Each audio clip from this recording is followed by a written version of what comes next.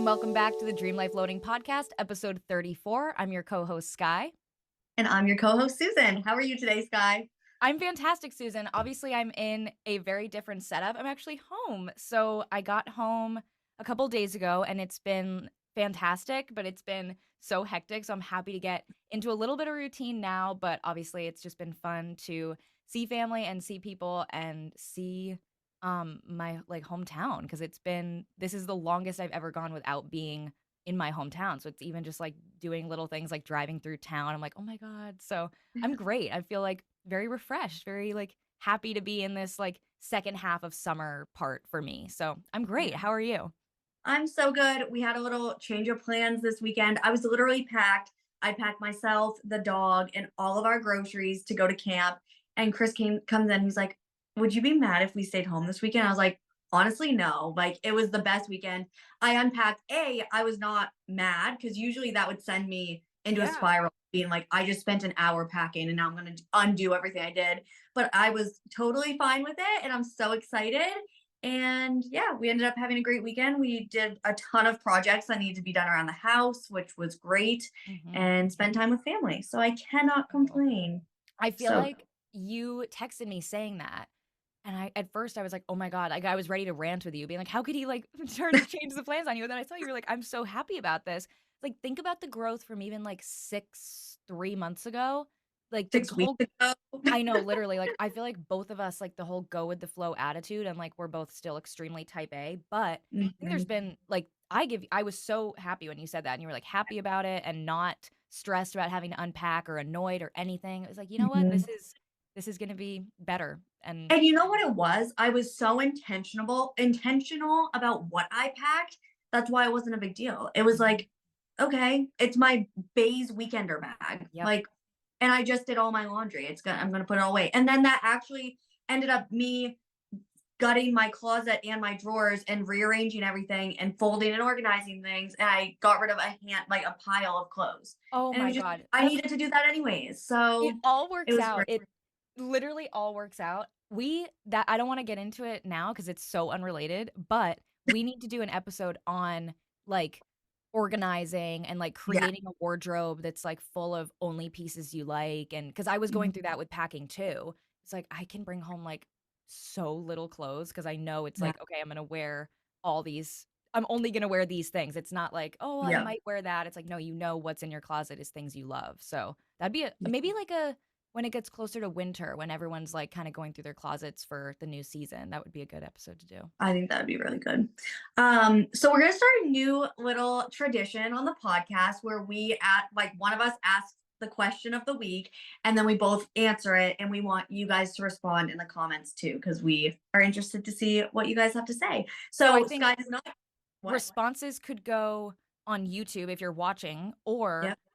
I don't know if there's a way to leave comments on Spotify or Apple Music, but I know you can definitely leave them on you know what? We will create a graphic to post on Instagram That's what I for was gonna say. everyone. Amazing. Perfect.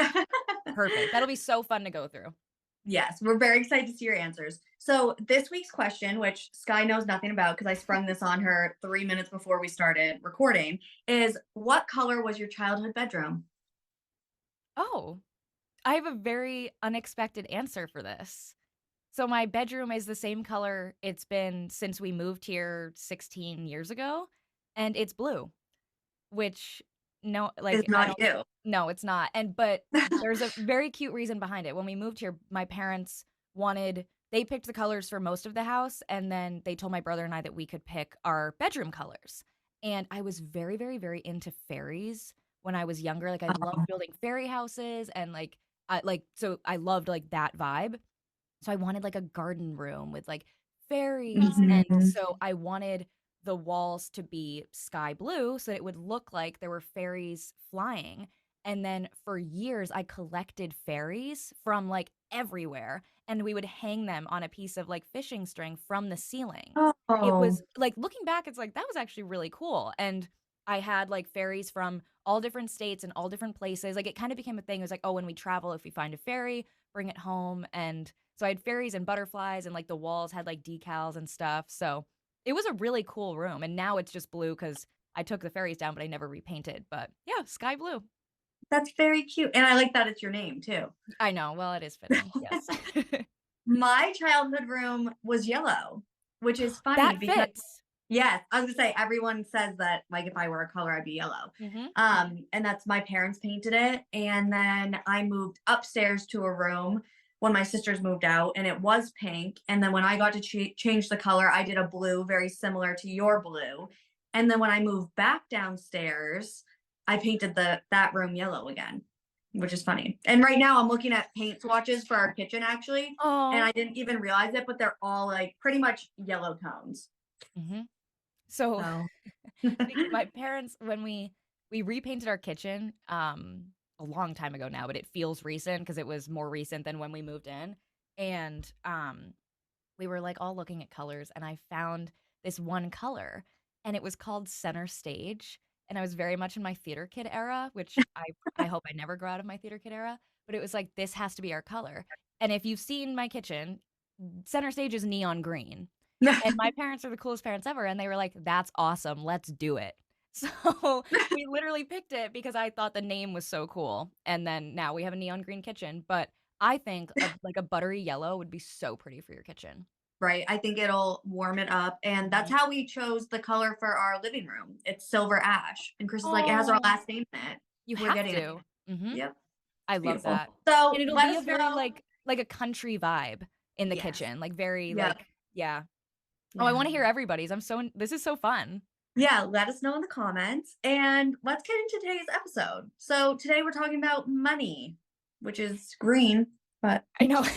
Maybe it's more like the color of my kitchen than anything else. But so we wanted to do this episode this week because last week we launched our finance tracker, and I think you had this idea to do this, and I think it's brilliant because we can just dive in here on not only like what's included in the finance tracker, but like why we chose to do it this way because it really yeah. is a tool that we created because we hated other budgeting things. It like seemed too Mhm. overwhelming. So this is really something that we have been using and we were like, "Oh, I think we should share this with other people." Like this was very much a tool that was selfishly made for us and then we're hoping that other people like it too, which I think people will, especially when we dive into it. So I'm excited.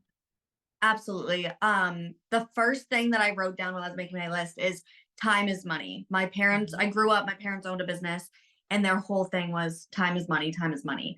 And so that's something that's been ingrained in me. And for a while I just thought like, yeah, because you're using your time. But then I realized like just how you use your time is Mhm. actually the way you make money. And that's something that has stuck with me. And especially now where we think of time as our currency instead of like what you create in that time, if that even made sense.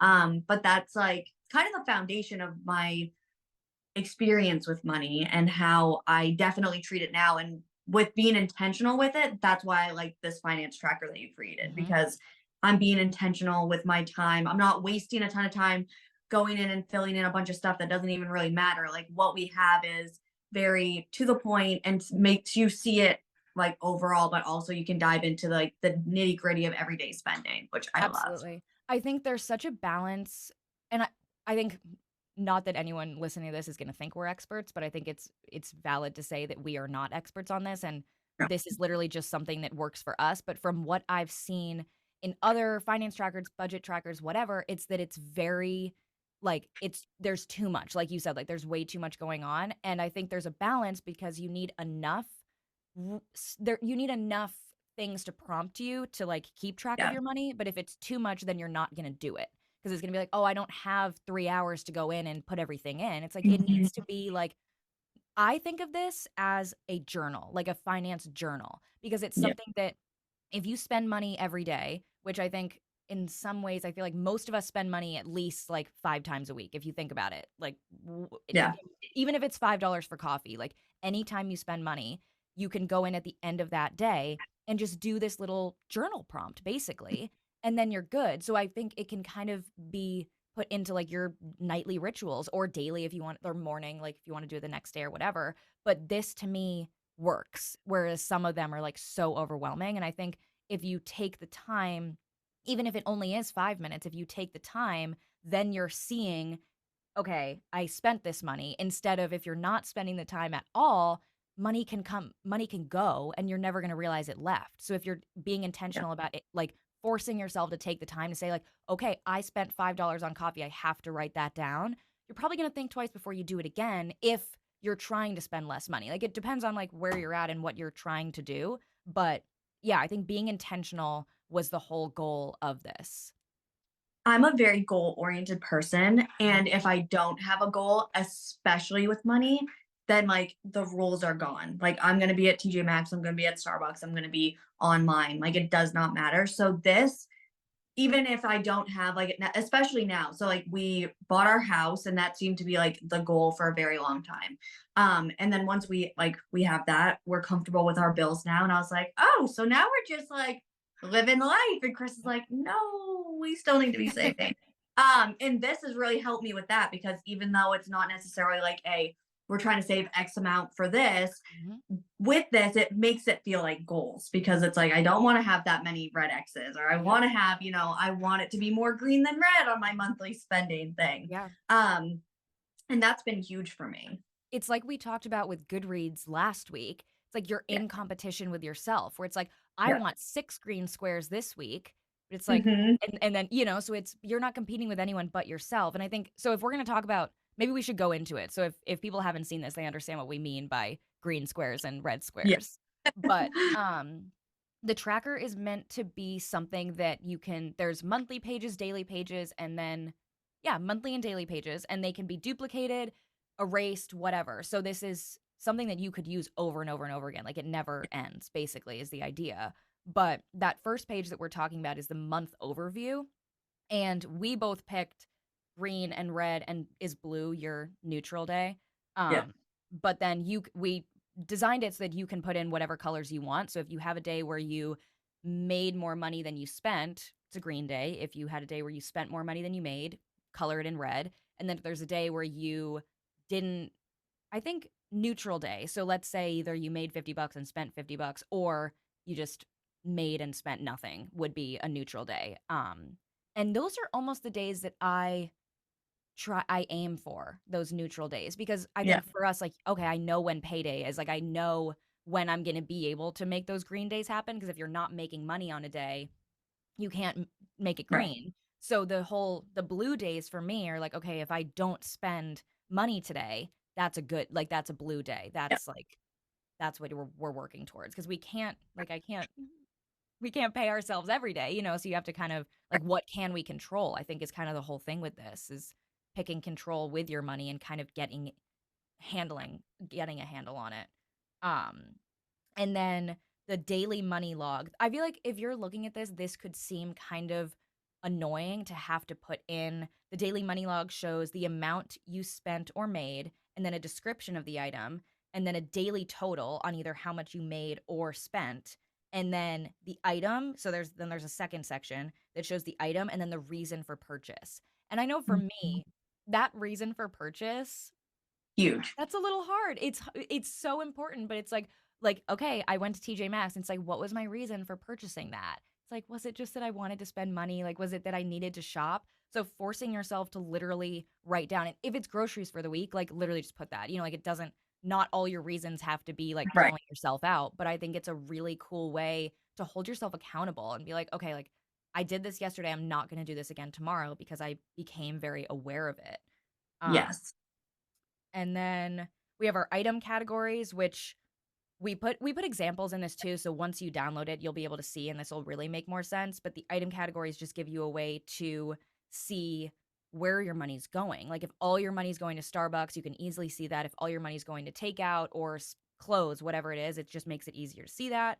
And then you have your monthly spend log, which is a place where you're supposed to put every single cost, description, and category in color for the entire month. And we do that for spend and earning.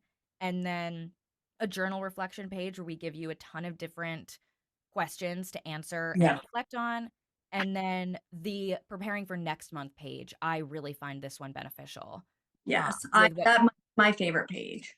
with what you were talking about with your goal setting too. It gives you a place to make a budget for next month, give yourself ways to stick to that budget. And then I really liked the planned expenses section, Yeah. because if you know, like, okay, I have a car payment due on this day, like that's gonna be a red day, you know, which is fine. Like, not every day is going to be a green or blue Right. day, but almost to me, it's like that whole like girl money thing or girl math. It's like if Mhm. I know it's happening ahead of time, it hurts less when it hits Yeah. versus like, okay, I just went and spent $200 at Target. Like that was not a planned expense, you know? So Right. I like the planned expenses section and then the no spend list. If you're really trying to limit yourself from those Target trips or whatever, write it down, like make it happen, hold yourself accountable to that. So yeah, I mean, I use this. We created this because we use it, and it's definitely helped me. Yeah. So this has been, it's kind of funny that we release these at the same time or similar times. This and the life audit, just Mm. being able to like really deep dive and understand exactly where you are right now makes it so much easier to see where you want to be. Because once I started using this, I mean, I'll be honest, Chris does all of our money. I make the payment for the mortgage just because it's on my laptop. Yep. Other than that, I don't handle anything. I haven't since we joined our accounts years ago.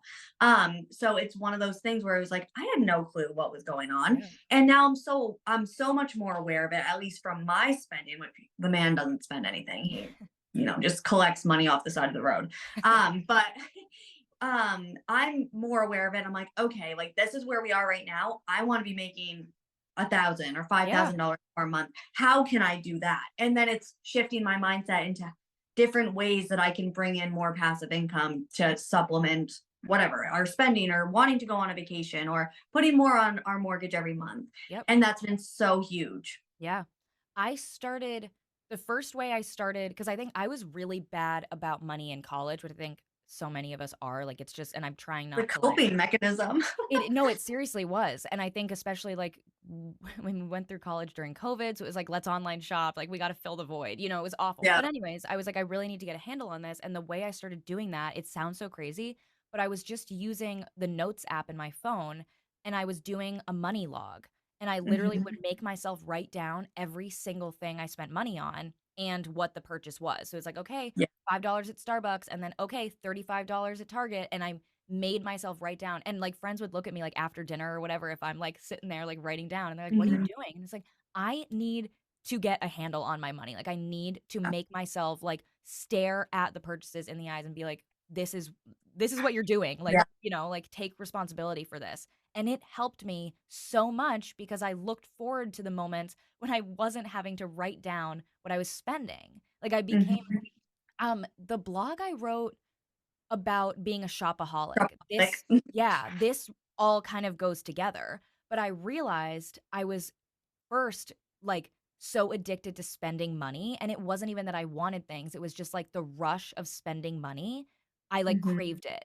And then it started to switch because I was making myself so hyper aware about what I was spending that slowly now I feel like way more of a thrill when I'm spending money. It's like, "Oh my god, look how much I was able to save this month." Like that's so much cooler to me than look at all the stupid stuff I bought that I don't need. So you Yeah. really can train your brain. It took me like I mean, okay, so senior year I was still bad. So it took me over a year to like really get into this habit and I'm still not perfect. But if you Yeah. want to do it, this tracker is going to help you just become so hyper aware.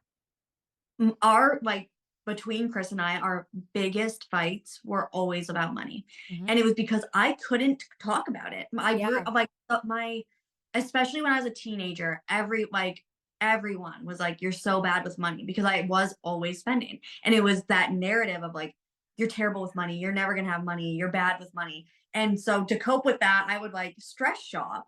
Yep. Um, and so Chris and I literally couldn't even have a conversation about it. I remember we weren't engaged yet, but we knew we wanted to get married, so we were already saving Yeah. money for a wedding. And there every month we would put $100. Each of us would put $100 in. And there was one month where I was like, I don't want to put $100 in. Like I want to spend it on X, Y, or Z. And this was the first time we like legit thought about money. He was like, no, like we're committed to this. We need to do this. And I was like, Chris, I can't even do this. And then I like just shut down Yeah. and I wouldn't even talk. And that's how literally for years, like we would get into it, like just lock horns because he would want to talk about it. He's like, we just need to communicate so that I can show you like this is what we have coming in, this is what we have going out. What's going out is more than what we have coming in. Like just he was legitimately just trying to have an adult Yeah. conversation and I would not participate. Like I just even talking about it would give me so much anxiety because I was like told my whole life that you're not good at it. And Mhm. I believed it. And then I started telling myself that. And then when I started telling myself that, then I literally had no regard for what was going on, Right. what was going out, like just swipe and hope that it doesn't get declined. No, literally, that Um, attitude, that's the problem, is, like, the worry yeah. about it later. Yep. So it wasn't until I guess right around like probably 6 months before the wedding, I was like, holy shit, like we need to make sure everything is paid for and like Mhm, where are we? Thank God for Chris. Like mhm. if it weren't for Chris, I wouldn't be surprised if I was living in like a cardboard box because the man is so good with money and so patient with me. Like it has been years in the making before Chris and I can talk about money. Like now it's That's just an amazing. everyday conversation in our house. And a big part of that was the finance tracker Yep. because now I'm more confident in it and with myself with being able to use it. And that Yeah. has been so big. And then that's great for our relationship because now we have like a shared mutual goal. Yeah. That has been huge.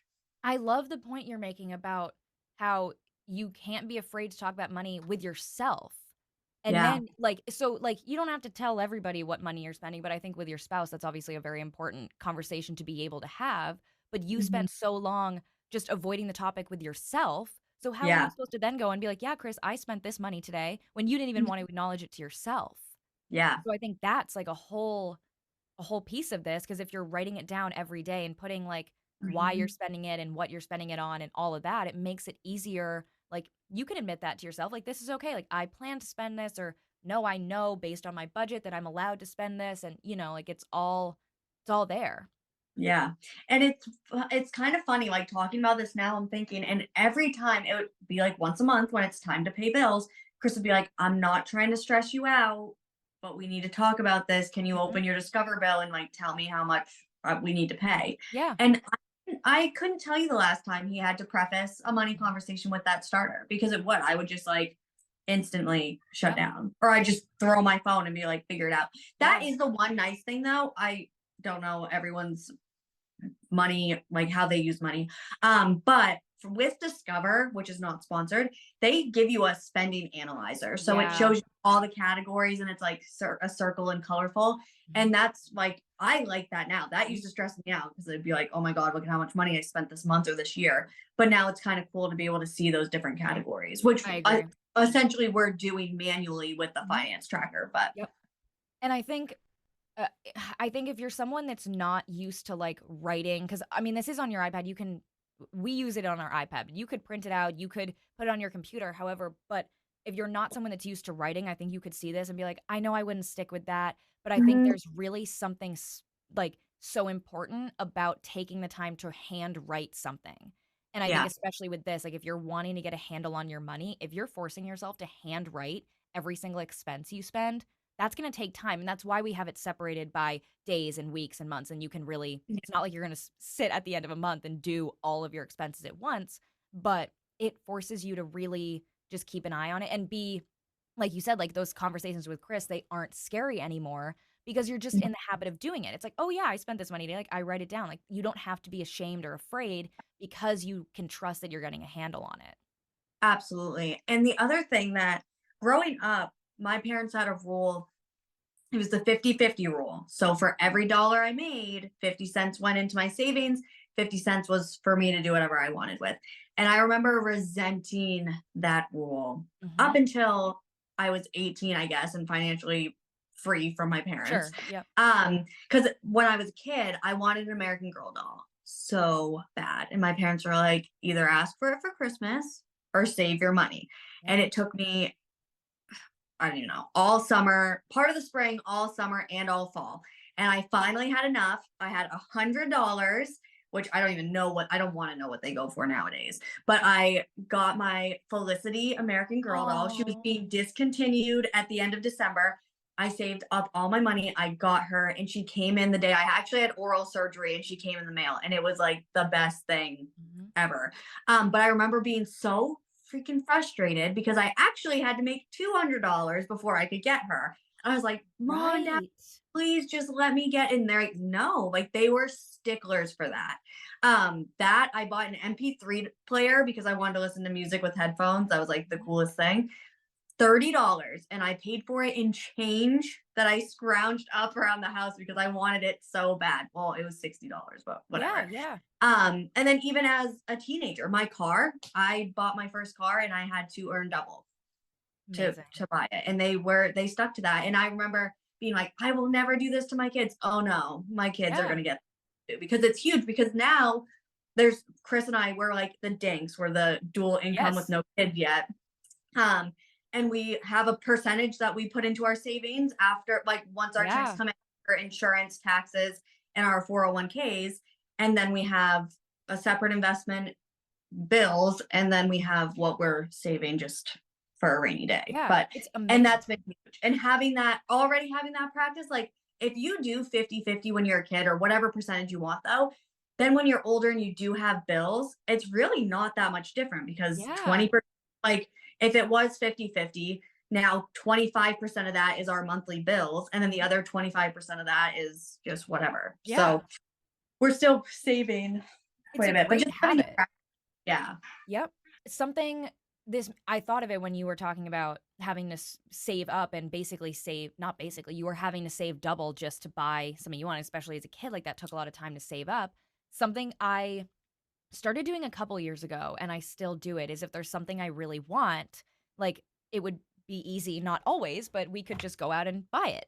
And I hmm, think I've now forced myself to create a want list. Again, it's in my yeah, notes app. Like I think, and it's convenience because then I'm able to put it into the finance tracker later, but like the phone's always on me. So, anyways, I do it in my notes app and it's my want list. And it's, let's say it's like a new iPad case, whatever. And I'm like, I really want this. And I easily could just go on Amazon and be like, okay, it's here tomorrow. But I make myself write it down. Okay, iPad case, and the date in which I first thought of it. And then I kind of like try and forget about it. And the next time I think about it, I go and I'm like, oh, it's been 3 days since I thought about that. Like, okay, let's give it a week. Let's see if I still really want it.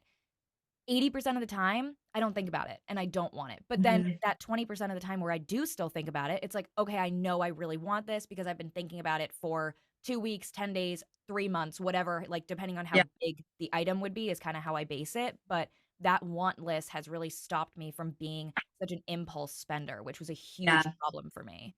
That's also huge for, like, when it comes the holiday birthday time and Yes. people are like, "Oh, what do you want?" And you're just like, "Oh, I don't know," because I swear, like, from November to March, my brain blacks out and I don't want anything, and then it's like once all the things are done, it's like, "Oh, I had this, this, this, and this I Mhm. coulda used." Yep.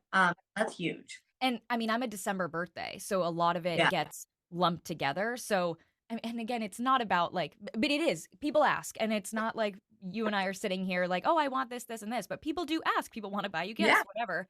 So it's like when it's April and I don't have a birthday coming up or anything, it's like that list becomes beneficial because if you've yeah, wanted it for a full year, it's probably worth yeah, getting or probably worth asking for. absolutely.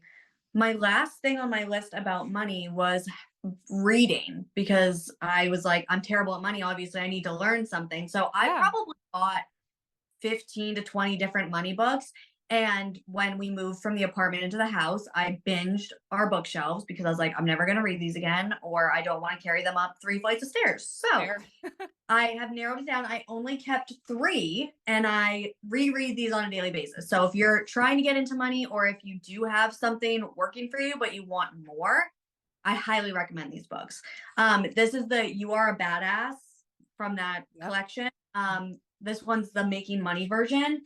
It's great. This is like if I had to start somewhere all over again, I would start with this one. It's very straightforward and it gives you just like the confidence you need. And so that one's great. Mhm. Um, Rich as Fuck Yep. is excellent. I love this one. I would say the first 5 chapters are great and then it gets a little bit repetitive, but it's still really good. It gives you like the confidence boost. And like this was the one that I was like, I see money differently now. Yep. And that's really what I personally needed. That And one then to me, I haven't finished it because I was actually reading it and then I moved and I was like, I'm not going to yeah, bring a paperback for what all the reasons. But that to me was the one where it was like, okay, anyone can make this happen because yes. she really shared her like personal story. I think that's that one, right? Yes. It, Yep. it felt very, she took something that could seem like, oh, like so daunting. And she walked you through like, no, I was this way and then I made this happen for myself, which that was very like This is motivating.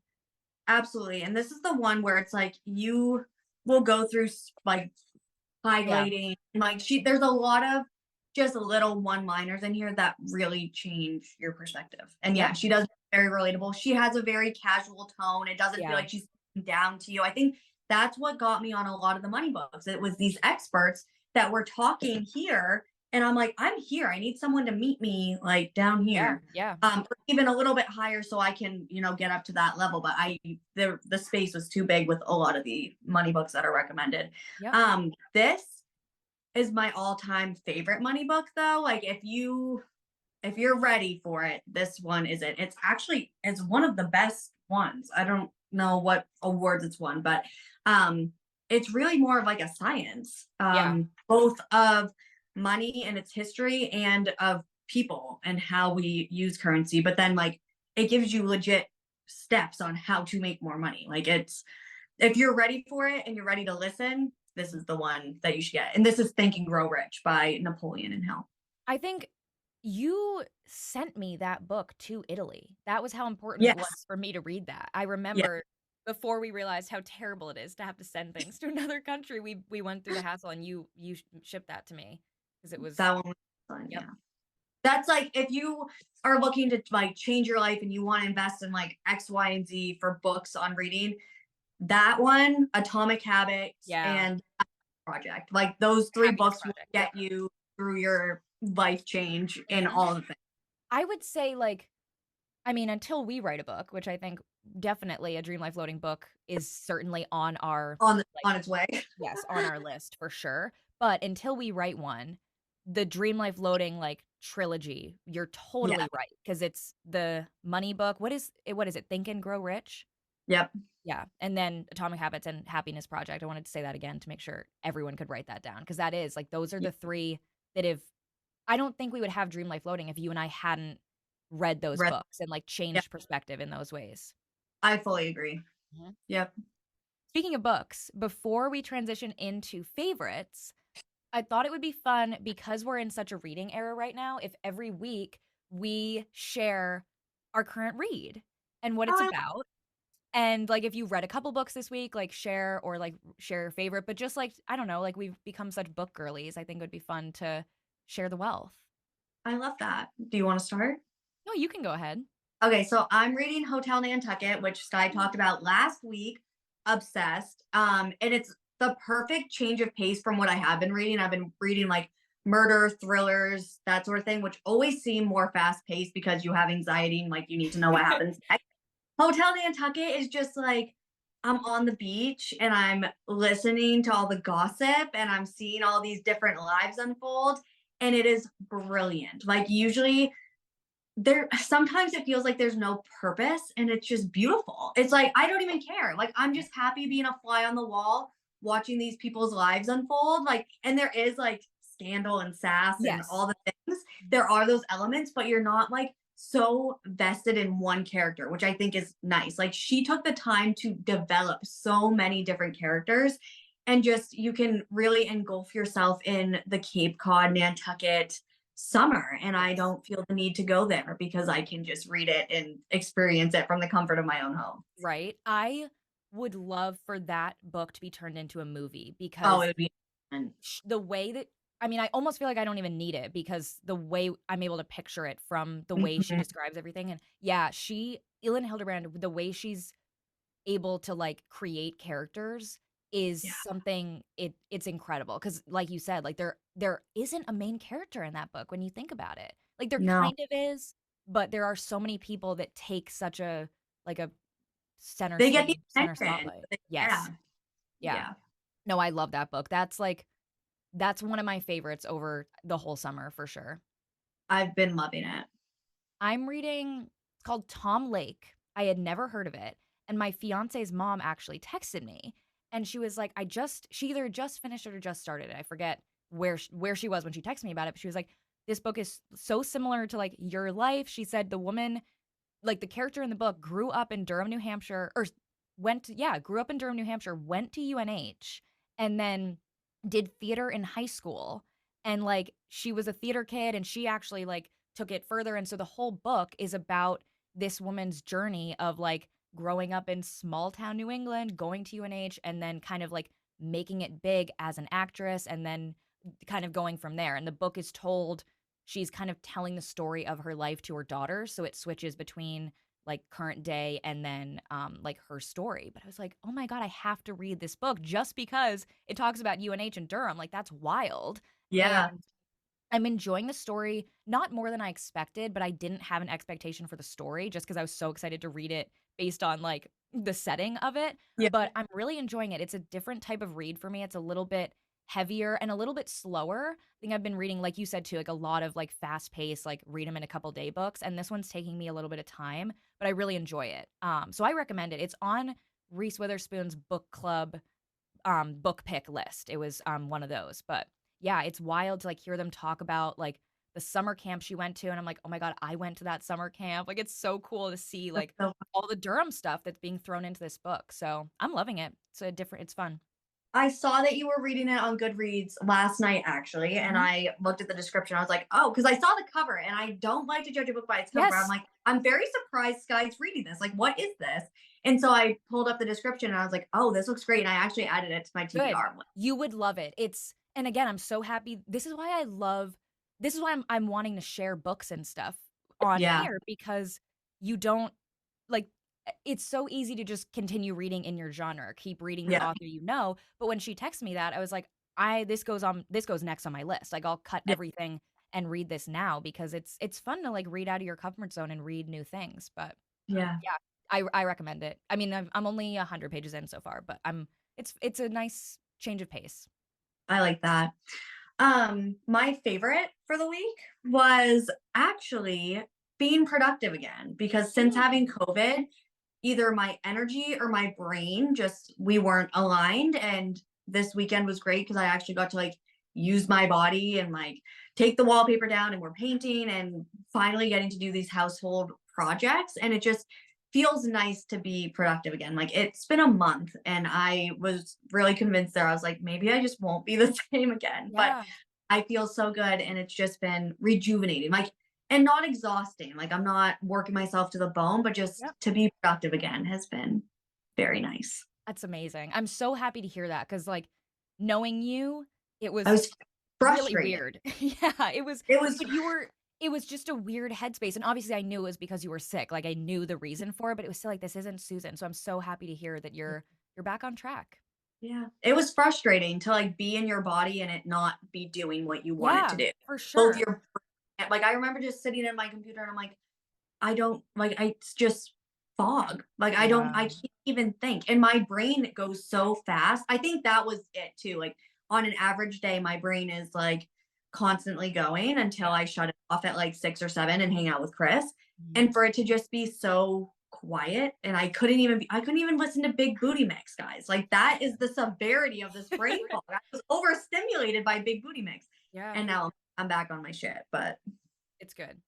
yes. Um, my I have 2. I mean, I think being home is my obvious favorite right now, but I was like, I Yeah. wanna do something else, and so I moved with 2 suitcases, so obviously I had to leave a lot of things behind, so I was really looking forward to, like, clothes that have been here and, like, products and just, like I mean, I'm drinking pumpkin spice iced coffee for the first time in a very long time, so little things like that I've really been excited about and looking forward to, and 2 things actually 2 makeup products, which I was surprised about. One of them is the e.l.f. Hydro Grip Primer. I've always seen it, and I was always like, "Oh, whatever," like, I never grabbed it, and I was told that it was a dupe for the Milk Hydro maybe the Milk one is called the Hydro Grip, I don't know, the e.l.f. one is the dupe for sure, but it has a similar name, but I was told it was a dupe for the Milk Primer. So I bought it at Target because of course I had to go to Target my 2nd day home, like, no one's surprised by But that, and I needed a primer anyways, I was like, "Oh, I'll try this one." Oh my god, if this is probably like $5, it's worth every penny, and it's worth trying, even if you think you might not like it. It's like glue on your face, but in the best way. Like, it is like makeup sticks to your face. I've never had a primer that actually works like that, and I think I realized all the primers I've ever used are not actually primers because it was like, "What are they priming my skin for?" Like, I don't feel like I'm ready for right. makeup now, like, it's gonna slip right off. That Mhm. primer is like, it's not going anywhere. I was, like, blown away by this $5 primer, and then my other favorite is Super Goop Glow Screen, which is something I've used before, and it's not cheap. It's like $40, I think. So I never repurchased it in Italy because I was like, oh, I have one at home. Like, I don't want to, then I have two. I was like, I'll just stick it out and not use it until I get home.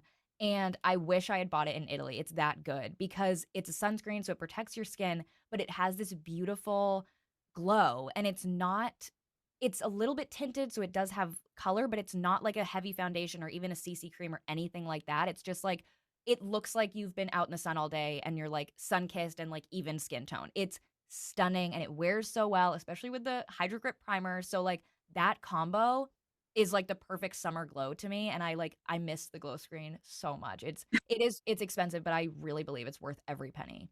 I love that. I might have to invest.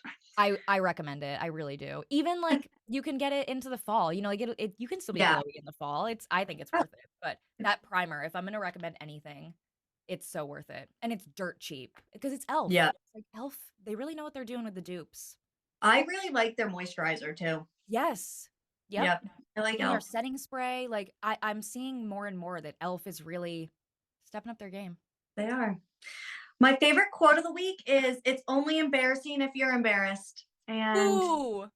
it was kind of funny because it's kind of related to money, because like I used to be told like I'm bad with money, whatever, and now I'm like, watch me. Mhm. I'm not embarrassed by it anymore.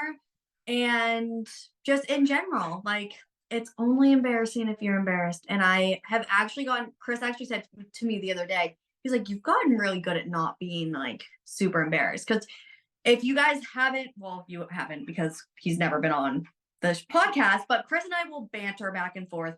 And then it turns into like a gloves off roast and we Yep. just go after each other. But he he was like, it's getting harder and harder to like roast you because you don't seem to Oh. be embarrassed by anything. I was like, yeah, I've been really trying to be better about that. So I love that. It's just, something I kind of want to do a full episode on it again because I think being home, a lot of people have been asking me like how it's been like living in a different country. And the number one thing I've been saying is that you just have to accept humility because yeah. you're never going to do everything right. Like other cultures are going to make fun of you because you're living in their culture and you didn't do something exactly the way they do it. And oh, you're the funny American, so Mhm. I've talked to you a lot about this, is that Yeah. you have to just be okay with being embarrassed. And like you said, I love the way you said that is no one can make you feel something unless you give them permission to.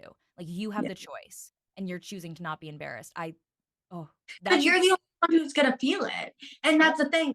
Okay, anyone, anything. Especially I've noticed it with friends that I've had for a very long time, like growing up. Mhm. If they bring something up from when I was in high school or elementary school that's like embarrassing, Yep. it used to really like weigh on me. And now I'm just like, let's talk about this. And then, Yeah. and it's I just think one of it's a growing up thing too, the, mhm. for sure. I think that it comes with age a little bit, But it but is, once you take control of it, no one has power over you. Like, yeah. sure, own it. Like, what do you want to talk about? Mhm. Because I know, seriously. right, I think let us know in the comments anywhere if that's an episode you would want us to dive into because I think we would both like that could rant be a for a long time we have about so many stories. yeah, so many good stories, but also so much advice on how we've really went from being people that care so much about what other people think versus Yeah. like not allowing it to affect you. I think that you just decided our episode for next week because I know, now I I'm hope people commented excited. because we want to do it. My favorite for this week, I was thinking about this on the airplane as I was like literally landing, and it's literally the first tattoo I ever got. It is a quote that is on my body, but it's something that I don't think about as often as I should. And I think it's been my favorite before, but it's worth having it be again, is no day but today. And I think Mm, especially with like I'm only home for a little bit and just know there is no day but today. Like appreciate everything about today that you can. Like don't think about yesterday, don't think about tomorrow. Just like appreciate this present moment is so important. So I'm carrying that mantra with me. that's beautiful. I love it. All right, guys, you know the drill. Leave us a review or a like and subscribe, depending on what platform you're listening to, and we'll be back next week. Thank you for watching.